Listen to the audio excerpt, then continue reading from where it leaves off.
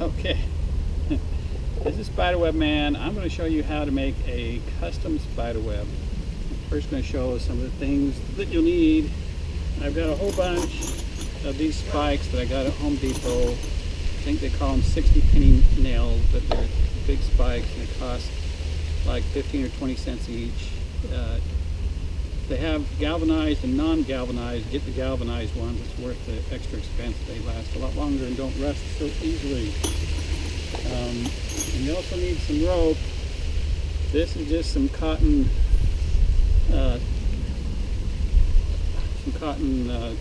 clothesline rope. It's 3/16 inch diameter. You can make it out of this if you want.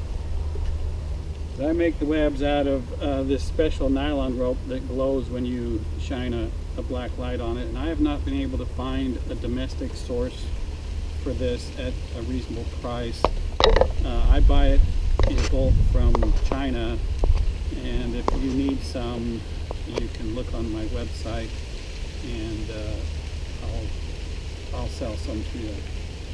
You need some rope, and to cut the rope, it turns out rather than using scissors, it's a lot easier to use some wire cutters. You just cut the rope like that.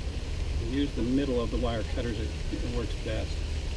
You also need some glue. This is some glue I've put in a bottle because I use a lot of it, but you can buy some stuff called goop at Walmart or other similar stores, and get the UV resistant kind. If they have it, it will last longer in the sun if you get UV resistant. But it comes in a tube and it'll cost, I don't know, between $3 and $5.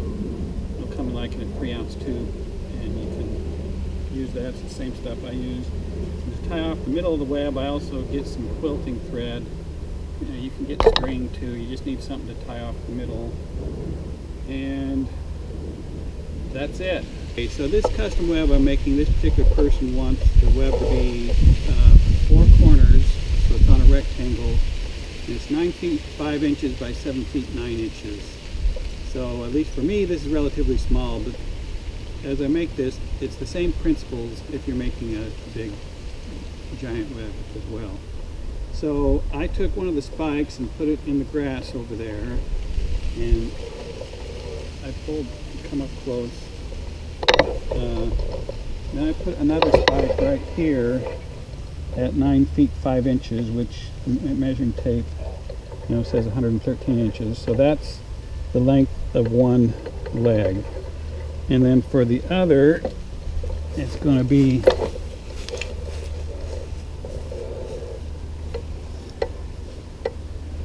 7 feet 9 inches. So what I do, come up close, so let's see, here's 7 feet 9 inches, and I just lay the nail like that to mark it, because it's harder than you think to get it square. But the way to get it square is, if you remember back in your school days, the Pythagorean theorem says you can figure out the hypotenuse of a triangle by taking the sum of the squares and then taking the square root. So you take 113 inches squared plus 93 inches squared, you take the square root, and it comes out to 146 3/8 inches. So what I'm going to do is go back to this nail,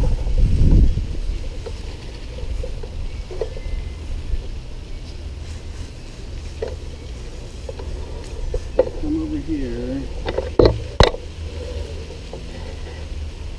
Okay, see, I was off by quite a bit. 146 inches, 146 3/8 inches is about right here. So it's where these intersect. So here's 146 3/8 inches, and then let's go back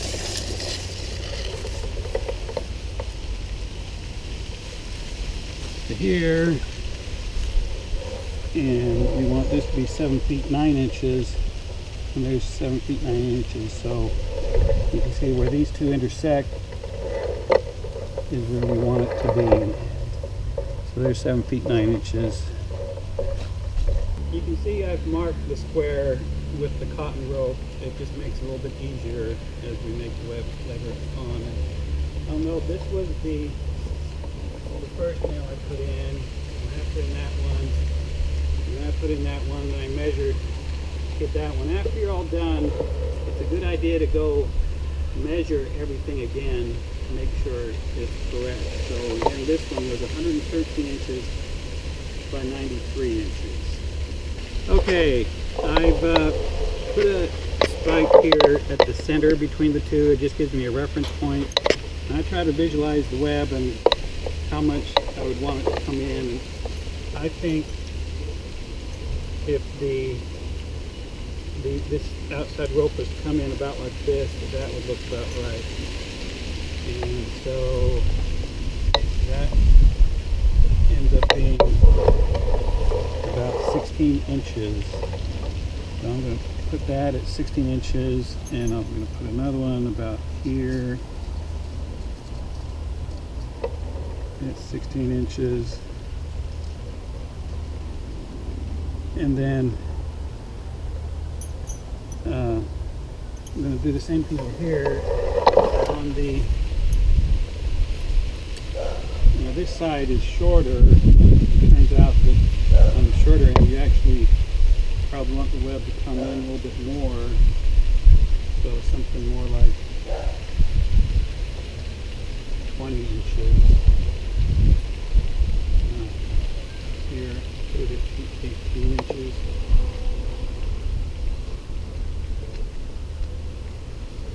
It's not super critical, but it obviously has to come in some, or else it's just not going to work. And the amazing thing is that those little spiders with those little teeny tiny brains can do this better than we can. I'm going to do the outside ropes here. I tied one in there, and then you come over here and you pull it fairly snug. You can see that. Wait for the helicopter to pass, and then this is where you take the wire cutters and you can cut this off here. And I tie a taut line knot here, which is the knot you would tie if you're putting up a tent. And I don't think I'm doing it exactly the way they say to do a taut line. So you loop around like that, and then you just come like this. There's lots of other places on the internet that show you how to tie a taut line if you don't know how to do one. So that's that. Anything, and if you need it a little tighter, you can get it a little tighter.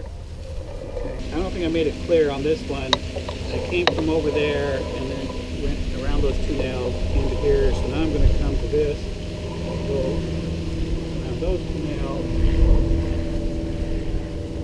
and come over here. Set it so it's rather snug. And I'll tie it again.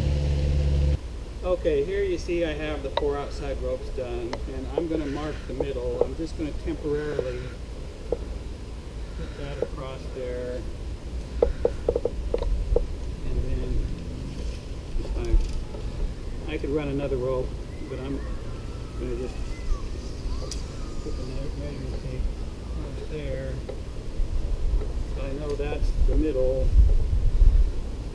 I'm going to mark that. I'm going to do the corners, and I've decided that 24 inches is a good place to do it. And the mosquitoes are out. I'm getting bit, but I'll come up close. So I just do a simple overhand knot, because these ropes they're not supporting anything. They don't have to be strong. You see, there's the 24-inch mark, and I've done it so that this points towards the corners. The reason for that is because there's going to be another rope, a radial rope going like this, and it's going to butt up against here, and its knot is going to go that way. So we come over here at the 24-inch mark about. Cut this.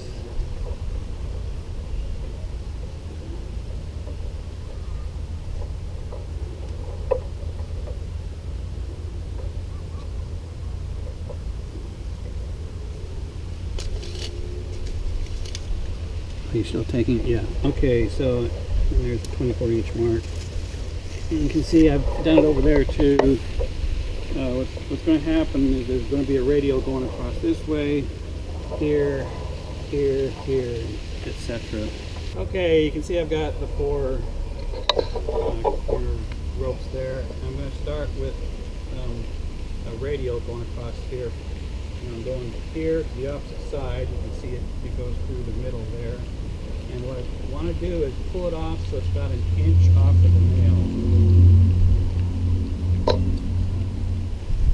When you're all done, you don't want the nails supporting this. The nails are just to give you a do it. So just do a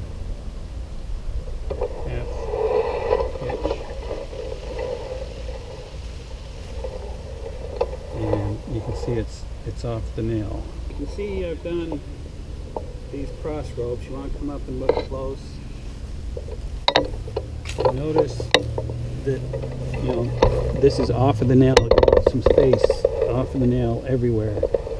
But now we're going to do some cross ropes from here to the opposite side, and these are special because, or these are different than those because they want to slide down because they're at such a steep angle.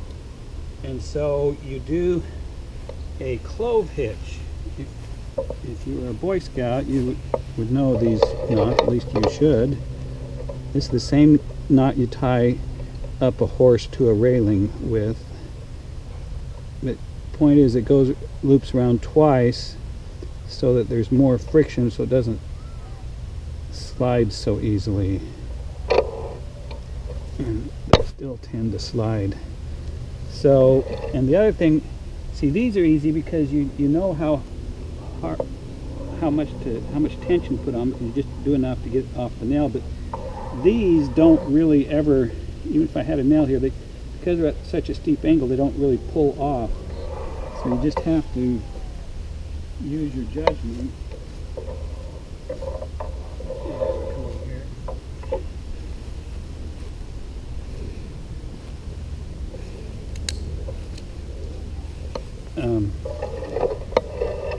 You want it to be a little bit tight,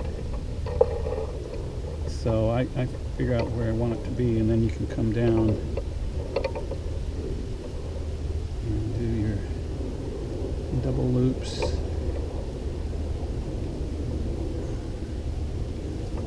Get it nice and tight there. That's about right. These tend to be too slack, so you want to get these with just a little bit more tension that's on those. Okay, I've got all the radials done. I'm going to tie off the middle with this. Earlier I called it quilting thread. I was corrected. This is crocheting thread, correct? Okay. And it doesn't have to be crocheting thread. You can use string or whatever, but you want to come up close. You can see where all these come in the middle, and you can, I've seen people do this a variety of ways. People want to sit and go like this, but what I do is I find the one spot like this, and I just go around 3 times. This is, you know, there's not going to be a lot of tension on this. This just has to be enough to hold them all here, and then this maybe sort of grows up. I lick it to get it wet so that it'll stay where, so it won't slip, because you're going to just do a double knot here. Oops. You got it up close so you can see. You want to come to this angle. Anyway, this you know, it's like when you're tying a shoe. The hard part is get that to stay still. Well, because I got it wet, it'll stay there. And then I do another knot, and you're done. And where'd my pliers go to? There. And so I can cut that off. And we really don't even need this nail here anymore. That was just a reference point. With the web the way it is, this is like holds the web, and the spiral just sort of sits on top of it. There's a little bit of tension in the spiral, but not much. So here comes probably the most tedious part. To me, I think of in Wizard of Oz, when they start on the road to Oz, it starts in a spiral and goes outward. Well, we're going to put these nails in here to mark the spiral, and just go like this, and I'm putting it so that it's like maybe a ½ inch away from each radial here.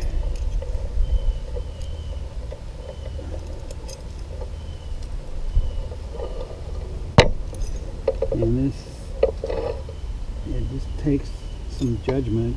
You just have to picture in your head how you want this spiral to go.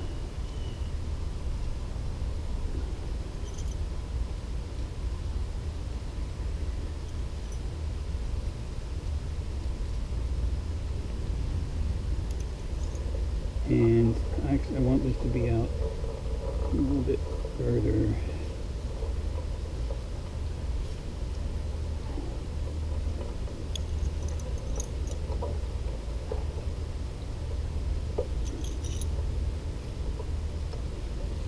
So, do you get the idea?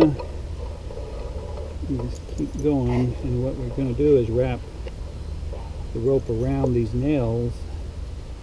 The nails are going to hold it in place while we glue it. Okay, it's getting dark. You can't see real well, but I've done a half hitch there on that rope there, and you just put the rope around the nails.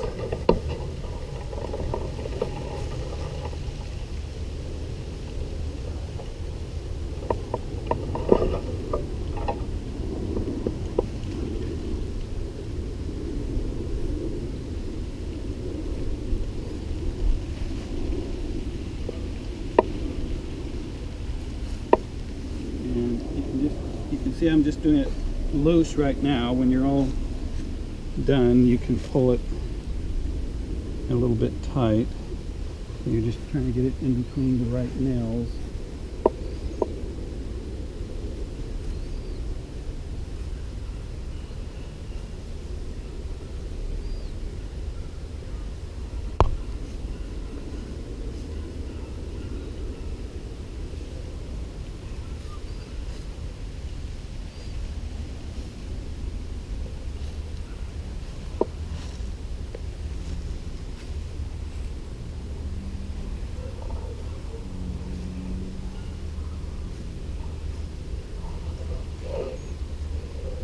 Okay, it's getting dark. We'll come out here again in the morning so you can see better, but you can see you just pull this, take up all the slack,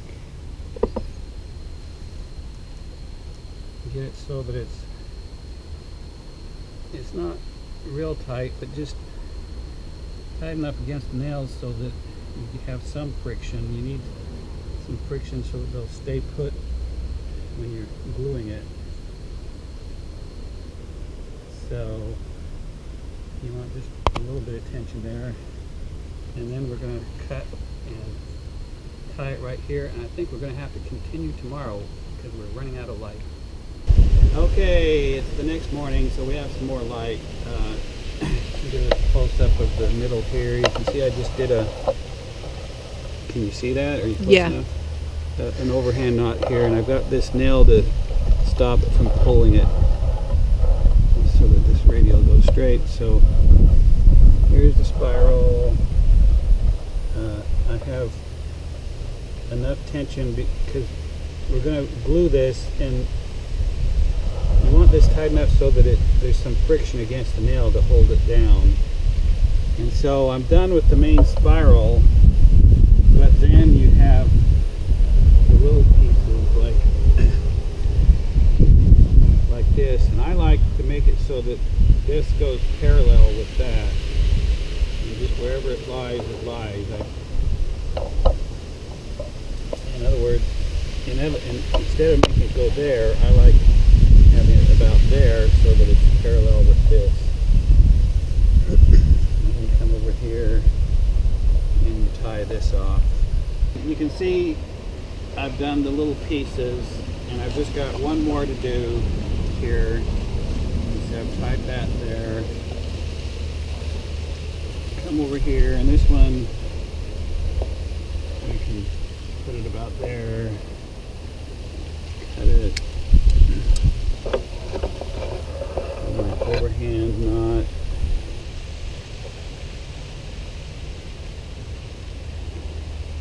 And just slide it to where it looks good.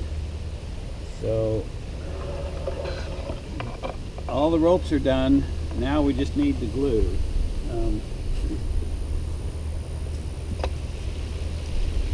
Here's the glue. I like to you want to do some kind of orderly pattern. I like starting in the middle and going outward. First, I'm going to try to put some glue on this joint as best as possible. And you see. But after we're all done, we're going to take this off, and you can redo this. Now, I like to do it in pairs. I take these two and come out, and then I take these two and come out. Now, you're close enough that you can see. I like scraping the glue off with the rope and then pushing down. I don't know, is the nail blocking the way? And maybe you can see this one better. See, I just scrape off a little glue and push it down. Okay, so I scrape off some glue, and you push down on it's the friction against the nail here that's going to hold it down. So you see what's happening there.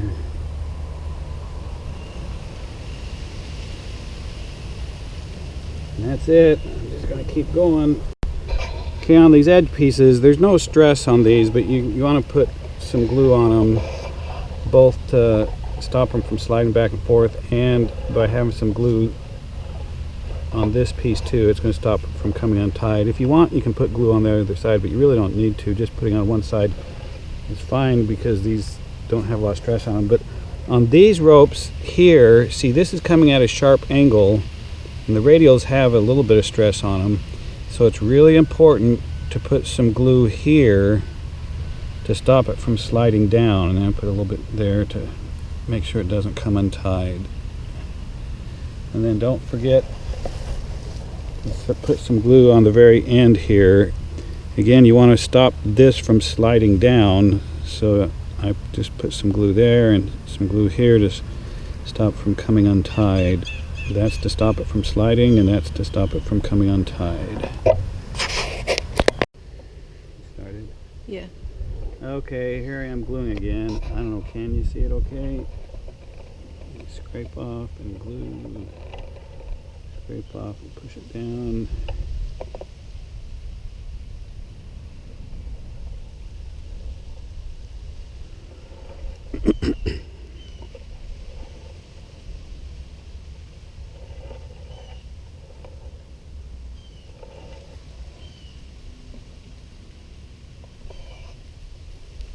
When you get to these edges, it's important to put glue right here to stop it from sliding down.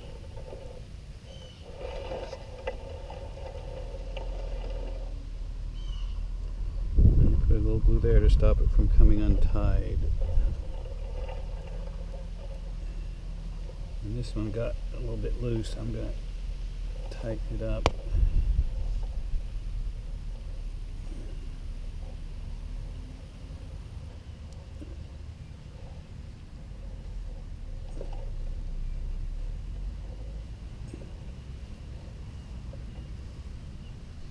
These don't have to be right flush with each other, so I'm going to put some glue there and I'll cut this with the wire cutter.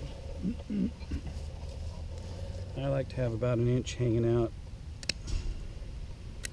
and that's that. Well, I guess we can show the ends here. Can you see that? You put some glue here to stop it from sliding down, and some glue there to stop it from coming untied.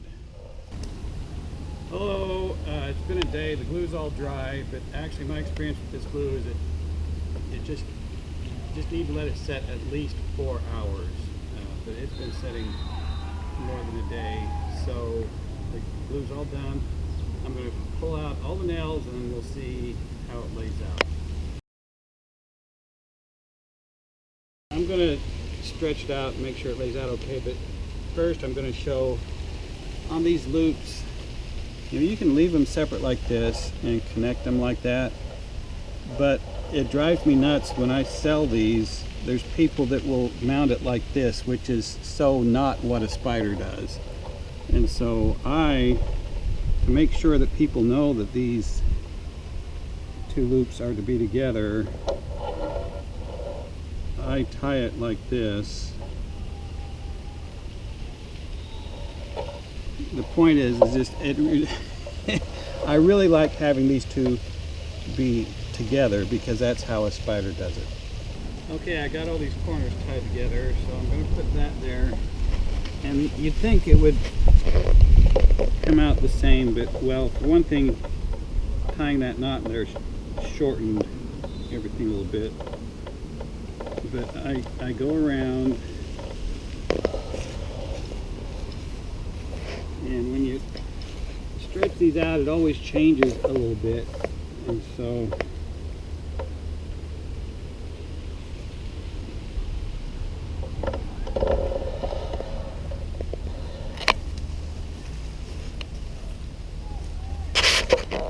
I take this. You take each corner, look this way. See, just considering this corner, I wiggle it back and forth, and I just look at these ropes that are close to me, and I try to get it so that that looks good. So there's that corner. And then on this corner, like I said, show the web. But I guess I'm taking this and I'm just wiggling it back and forth until my local area looks good.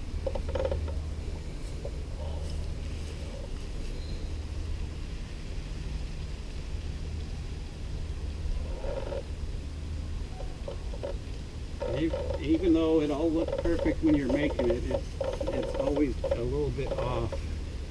But still, this looks pretty good. See?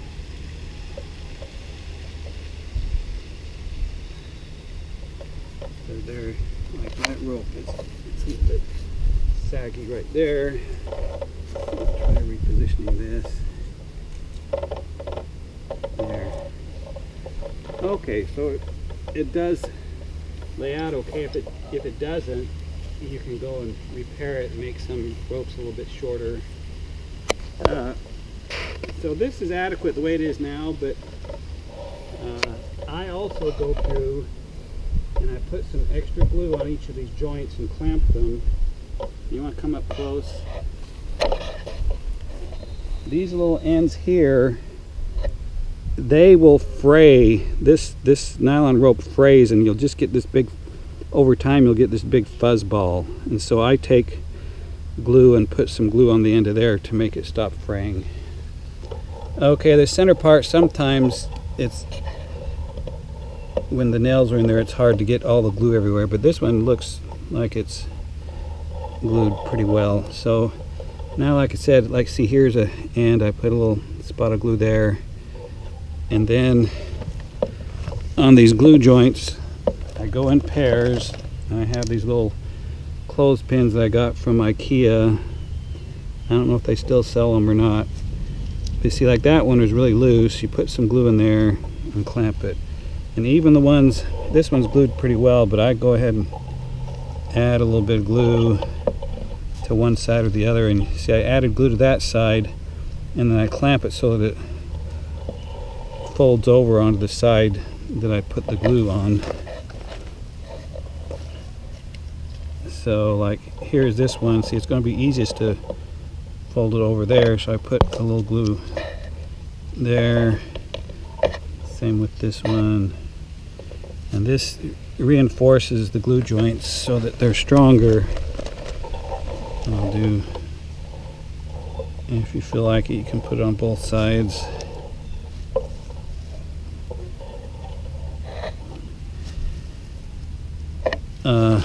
And then again, just to show these ends, you know, I put some glue. You have to put the glue sort of around the edge. If you just put it in the middle, it's the outside that frays, so you want to make sure you get glue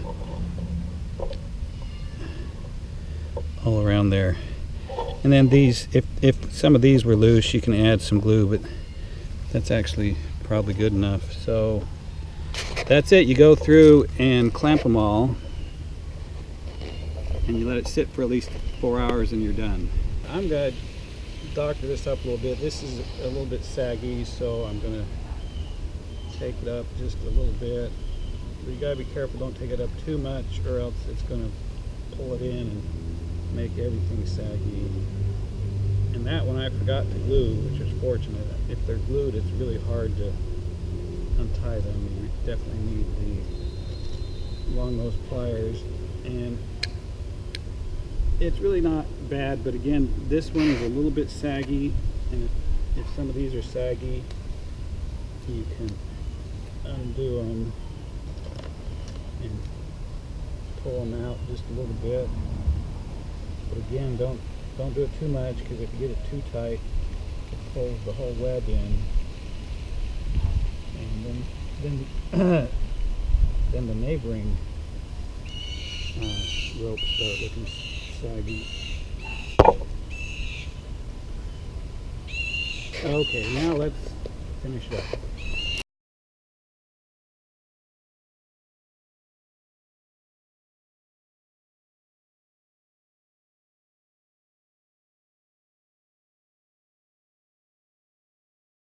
Okay, I forgot to emphasize, we already put some glue here to stop this from coming down, but because these ropes really like to try to slide down, I put even more glue, so we weren't able to get that together at the underside.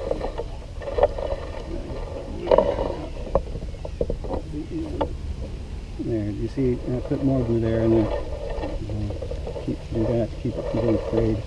And then also, at the very end here, besides putting the glue at the ends, and I'll put it here to keep it from sliding down, and here to keep it from not coming untied. And that is it. So we wait for at least 4 hours and pull the clips off, and then we're all done. Okay, the glue is dry now. We're going to pull off the clips, and the only tip I give there is most of the clips will come off easily, but sometimes the glue will sort of get glued on here, and it might help to sort of twist as you pull them off. These are coming off easily, but like I said, occasionally you get one that's glued on. It'll help to sort of twist it. And I should mention, if you don't have an IKEA by you where you can buy these kind of clothespins, you can just buy regular plastic clothespins, and they will work as well. And I also forgot to mention how, you know, I said to put glue on the ends here so they don't fray. If you're making the web out of cotton rope, you will not have a problem with that, and you do not have, it might look like it's going to fray, but they won't. You don't have to do this to cotton webs. It's just this special nylon rope. It glows when you put a black light on it, but just the way they braid it, it will unfray. It'll fray if you don't put the glue on it.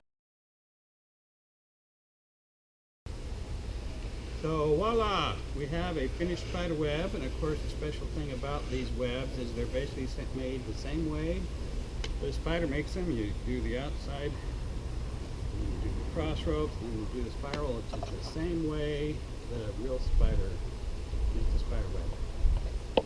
Thank you. Bye-bye. Forgot to mention that since these spider webs are handmade, they aren't completely 100% symmetrical. And so it helps to put them up the same, the corners up the same way each year, so it helps to have them numbered. And the way I number them is I take some zip ties, and I put 1 zip tie on that corner, 2 on this corner, 3 on that corner, and 4 on that corner. I haven't done it yet, but I'm going to put zip ties on each corner, and so in that sense they're numbered by just however many zip ties I put on each corner. Bye-bye.